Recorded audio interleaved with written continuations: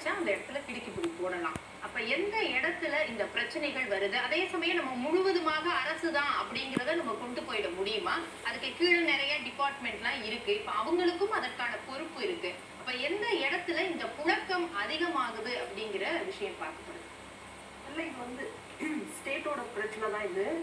ஸ்டேட்டுங்கும் போது அரசாங்கத்தின் கீழ் இயங்கக்கூடிய முக்கியமான பொறுப்பு காவல்துறை.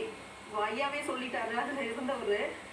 காவல்துறைக்கு தெரியாம என்ன, ஸ்காட்லாந்துக்கு அடுத்த நிகரான ஒரு காவல்துறை நம்மளுடைய காவல்துறைன்னு தான் சொல்றாங்க.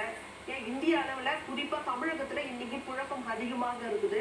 இதுக்கு எல்லாருமே சேர்ந்துதான் அதை கண்ட்ரோல் கொண்டு வர முடியும். ஆனா முழு முதலா இதற்கு மூலமா இதுக்கு தடுக்கிறதுக்கான முதல் சக்தியாக காவல்துறை இருக்கணும். காவல்துறை கிட்ட அவங்களுக்கு தெரியாம இந்த விஷயம் வந்து நடக்கிறதுக்கு வாய்ப்பே இல்லை. உள்ளூர் அரசியல்வாதிகள், அவர் சொன்ன மாதிரி ரவுடிகள், இது எல்லாமே அதுக்கு போதை பொருள் தடுப்பு மட்டும் மனநோய் சட்டம் தான் இருக்கு. மனநோயை கிரியேட் பண்ணக்கூடிய எல்லா விஷயங்களும் மூலப்பொருட்களும் வந்திருக்கு. இன்னைக்கு பாத்தீங்கன்னா ஒரு அரசாங்க பள்ளிக்கூடம் மட்டும் இல்ல, பிரைவேட் ஸ்கூல்ஸ் நிறைய இருக்கு. ஷாருக் கானோட பையன் பாத்தீங்கன்னா அந்த இதுலதான் அஃபெக்ட் ஆயிருக்காங்க. இப்போ அதை பயன்படுத்தக்கூடியவங்க மனநோயாளிகளா மாறுறாங்க, ஆசிரியர்களை தாக்குறாங்க. இப்ப எங்க பகுதியில மாவட்டத்தில் எடுத்தீங்கன்னா ஒரு மாணவன் வந்து ஒரு பாட்டில எடுத்து உடைச்சி ஆசிரியரை குத்த போறான். அவனை கண்ட்ரோல் பண்ண முடியலையா? சோ அந்த அளவுக்கு அவங்க அந்த போதைப் பொருளால பாதிக்கப்பட்டிருக்கிறாங்க. நினைவுங்கிறதே இல்லாம போயிடுது. ஆமா, இப்போ பான் மசாலா, குட்கா, ஒரு பான் ட்ராக், இதெல்லாம் பெட்டி கடையில சர்வசாதாரணமா கிடைக்குது. காவல்துறையால வந்து ஃபுல்லா அரசாங்க இப்போ வந்து liquor drinking is injurious to health, புகையிலை உபயோகிப்பது தண்டனைக்குரிய குற்றம், உடல் நலத்திற்கு கேடுன்னு சொல்லி சினிமாவில் வந்து நம்ம திரையரங்கு போட்டோம்னா முதல்ல அதை போடுறாங்க. போட்டுட்டு அரசாங்கமே ஒரு பக்கம் மது பழக்கத்தை, இந்த போதைப் பொருள் தடுப்பு சட்ட பிரிவில் வந்து மது பழக்கத்தை கொண்டு வரல. ஏன்னா அரசாங்கமே இன்னைக்கு டாஸ்மாக் வச்சு மது ஊத்தி குடிச்சு வீடு வீடு ஊத்தி கொடுத்து கெடுத்துட்டு இருக்காங்க சமூகத்தை.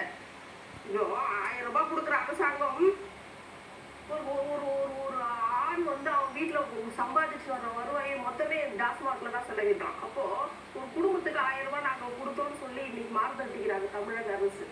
ஆனா நடைமுறையில பாத்தீங்கன்னா இவங்களே ஊத்தி கொடுத்துட்டு இருக்காங்க. ஒரு பக்கம் இவங்கெல்லாம் வந்து இந்த மாதிரி போதை பழக்கங்கள் எல்லாம் கண்ட்ரோல் பண்ணுவாங்க. இளைஞர்கள் இந்த மாதிரியான மயக்கத்தில் இருப்பதை அதிகார வர்க்கம் விரும்புறாங்க. இவங்க இந்த மயக்கத்திலே இருந்தாங்க. இளைஞர்கள் தான் நாளைய சமூகத்தின் மிகப்பெரிய தூண்கள். அவங்க சிந்திச்சா அந்த நாடு வந்து எல்லாமே ரெவல்யூஷன் மாறும், புரட்சிகள் உருவாகும். கேள்வி கேட்பாங்க, இந்த நாட்டை ஆள்றாங்க, என்ன திட்டங்கள், வேலை வாய்ப்பு என்ன, இடஒதுக்கீடு என்ன, எல்லா சிக்கல்களும் அவங்க கொஸ்டின் பண்ணுவாங்க. அந்த மாதிரி இளைய சமுதாயத்தை போதையிலே வச்சிருக்கணும்னு இந்த அதிகார வர்க்கம் இவங்க எல்லாம் கைகோர்த்து பண்றாங்க. இந்த மாஃபியாக்கள், இந்த பனியா கூட்டம், இந்த வியாபாரிகள், இது பின்னாடி இருக்கிற மாஃபியா கூட்டம் எல்லாம் வந்து இது பின்னாடி அரசியல்வாதிகளும் இருக்கிறாங்க. மாஃபியா கும்பலோட அவங்களுக்கு ஒரு பக்கம் வருவாயா இருந்தாலும் அரசியல்வாதிகளுக்கு இது ஒரு சோசியல் பிரச்சனையா இருந்துட்டே இருக்கணும் சமூகத்துல. இப்ப நீங்க பாத்தீங்கன்னா பதட்ட நிலையில இல்ல, அப்படியே அவங்களை வச்சிருக்கணும். இப்ப பாத்தீங்கன்னா தேர்தல்ல வாக்கு எவ்வளவு குறைவான சதவீதம் பதிவாகுச்சு. எந்த பணக்காரனாலும் கியூல நின்று ஓட்டு போட்டானா? இல்ல, எளிய மக்கள் தான் இன்னும் ஓட்டு போட்டாங்க. ஏன்னா எளிய மக்களுக்கு இவங்க எளிய மக்களா இருந்தாலும் இவங்க ஓட்டு போடுறதுக்குள்ளே இந்த சொசைட்டியை வச்சிருக்காங்க, ஏழ்மையா வச்சிருக்காங்க. 500 ரூபாய் கொடுத்தா ஓட்டு போடுவாங்க அப்படின்னு. அந்த மாதிரிதான் இளைஞர்களை அப்படியே வச்சுட்டு இருக்காங்க. இது அரசாங்கம் விரும்புது. இது அரசாங்கம் நினைச்சு இதை கண்ட்ரோல் பண்ண முடியும். இவங்களுக்கு எல்லாம் இது ஒரு ஹிடன் அஜெண்டாவான்னு தெரியல. இவங்களுக்கு இப்படி ஒரு புரோட்டோகால்ல தனியா கொடுக்குறாங்களா, மறைமுகமா காவல்துறைக்கு கூட கண்டும் காணாது போங்க அப்படின்னு ஏதாவது அப்படி ஒரு அரசு சொல்லிடுமா என்ன? ஏன்னா முதலமைச்சர் ஸ்டாலின் அவர்கள் கூட காவல்துறை மாநாடெல்லாம் நடத்தி அதுல வந்து இந்த மாதிரி இதுக்கு போதைப் பொருளா இருக்கட்டும், வேற எந்த சட்டவிரோதமான நடவடிக்கைகள்லாம் இருக்கக்கூடாது, நான் சாட்டை எடுப்பேன் அப்படிங்கிற அறிவுறுத்தல்கள் எல்லாம் கொடுத்தாங்க. அப்ப முதலமைச்சர் வரைக்கும் அந்த ஆணை வருது, அதுக்கு கீழே தான் அந்த பிரச்சனைகள் வருது அப்படின்னு நம்ம எடுத்துக்கிறதா? முதலமைச்சர் பற்றுகளிலே இவங்க தான் சொல்ல முடியாது. எந்த ஆட்சிகள் வந்தாலும் இது தொடர்ந்து இருக்கு. அரசாங்கம் அது எந்த அரசாங்கம் இருந்தாலும் அதை விரும்புறாங்க. அது மத்திய அளவில் இருந்தாலும் சரி, மாநில அளவிலாக இருந்தாலும் சரி, இளைஞர்கள் போதை பழக்கத்திலே இருக்கணும், இவங்க வந்து குடி பழக்கத்திலே இருக்கணும், இந்த மாதிரி போதை பழக்கத்திலே உழன்று இருக்கணும் என்பதை அதிகார வர்க்கம் விரும்புது. ஏன்னா அவன் தான் சிந்திப்பான், அவன் தான் போர்க்குடி தூக்குவான், அவன் தான் புரட்சிகள் செய்வான், அவன் தான் கொஸ்டின் பண்ணுவான். அவன் நாளைக்கு அரசியலுக்கு வந்தான்னா இந்த இவங்கெல்லாம் ஆட்டம் காணுவாங்க, இவெல்லாம் சிந்திச்சானா இவங்க இப்படி இருக்கிறத இவர்கள் விரும்புறாங்க. இது வெளிப்படையா மாநாடுகள் போட்டு கூட்டம் கூட்டி பேசுவாங்க. இதெல்லாம் வந்து கண்டும் காணாது. ஏன்னா அரசியல்வாதிகளே இத கடத்தல் பிசினஸ்ல எல்லாம் ஈடுபடுறவங்க பின்னாடி அரசியல்வாதிகள் இருக்கிறாங்க. ஐயா பொது வெளியில வாக்குமூலமா சொல்றாங்க இல்லையா? அப்போ இது பின்னாடி வந்து இருக்கிறாங்க, அரசியல்வாதிகள் இருக்கிறாங்க. அவங்களுக்கு இது மிகப்பெரிய ஒரு இப்போ இதுல எடுத்துட்டீங்கன்னா நீங்க கொரோனா காலகட்டங்கள்ல 300 ரூபாய்க்கு இருந்த அந்த இது டேட்டா சொல்லுது. 300 ரூபாய்க்கு விற்கப்பட்ட அந்த போதைப் பொருள் 10,000 ரூபாய்க்கு விற்றாங்களாம். அப்போ ஊரடங்கு ஊரே அடங்கி கிடக்குது. ஊரடங்குல இது எப்படி இது இது ஈஸியா கண்காணிக்கலாமே. மக்கள் வெளியே வந்து இயங்க நிலையில இருக்கும்போதுதான் ஒரு காவல்துறையால ஒரு அரசால அதை கட்டுப்பாட்டுக்குள்ள கொண்டு வர முடியாது, கண்காணிக்க முடியாது. ஊரடங்குல மக்களே முடங்கி கிடக்குறாங்க. அப்ப ஈஸியா வந்து காவல்துறையால இதெல்லாம் இது பண்ண முடியும். இன்னைக்கு நெட்வொர்க் பெருகி இருக்கு.